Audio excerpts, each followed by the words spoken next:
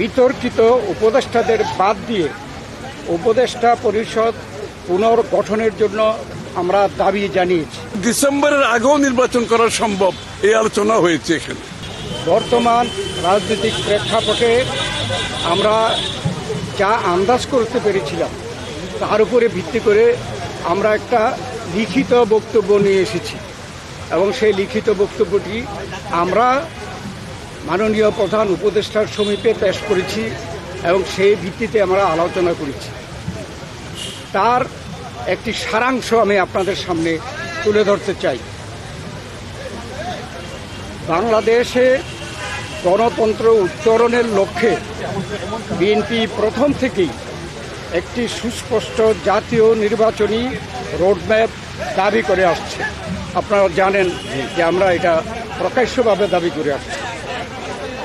সুষ্ঠু, নিরপেক্ষ ও অবাধ নির্বাচন অনুষ্ঠানের উদ্দেশ্যে সরকারের নিরপেক্ষতা বজায় রাখার স্বার্থে বিতর্কিত উপদেষ্টাদের বাদ দিয়ে উপদেষ্টা পরিষদ পুনর্গঠনের জন্য আমরা দাবি জানিয়েছি। বিএনপির প্রতিটি নেতা কর্মী ব্যক্তিগতভাবে, রাজনৈতিকভাবে, পারিবারিকভাবে সবচেয়ে বেশি ক্ষতিগ্রস্ত হয়েছে আওয়ামী লীগের আমলে এবং সেই জন্য আওয়ামী লীগের বিচার সবচেয়ে বেশি দাবি করে বিএনপি। এই বিচার প্রক্রিয়া কোনোভাবে অসম্পূর্ণ থাকলে বিএনপি সরকারের দায়িত্বে যখন যাবে তখন বিচারের আওতায় এনে তা বিচার বিভাগের মাধ্যমে, স্বাধীন বিচার বিভাগের মাধ্যমে পরিপূর্ণভাবে সম্পন্ন করা হবে।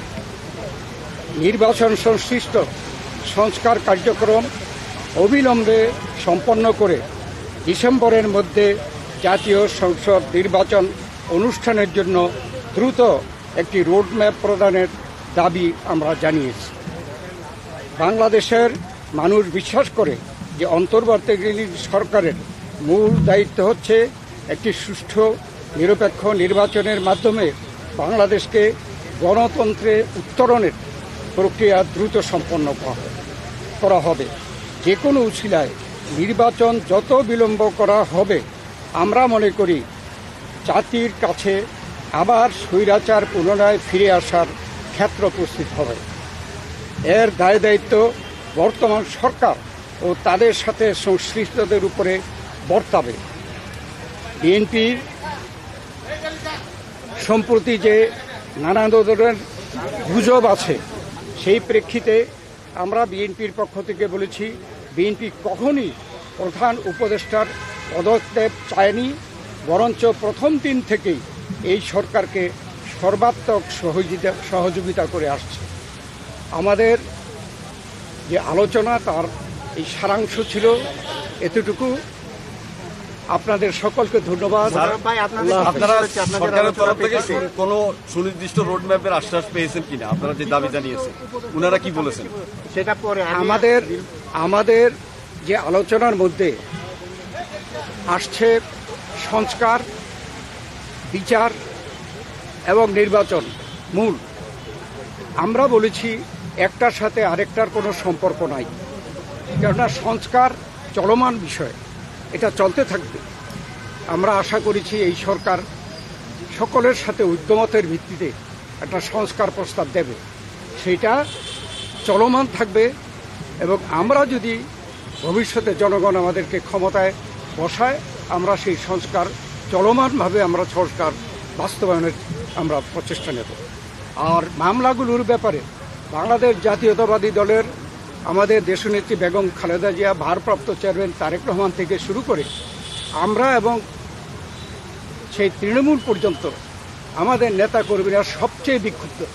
আমরা এই স্বৈরাচারী ফ্যাসিস্ট সরকারের কর্তা ব্যক্তিদের এবং যারা দায়ী তাদের বিচার চাই। অতএব আমরা তো বিচারের পক্ষে, তবে বিচার ব্যবস্থাও যে স্বাধীন চাই, আমরা স্বাধীন বিচার ব্যবস্থা এই বিচার সম্পন্ন করবে। এটাও কোনো দিন তারিখ ঠিক করে দেওয়া সম্ভব না, বিচারের আওতায় আনা হবে।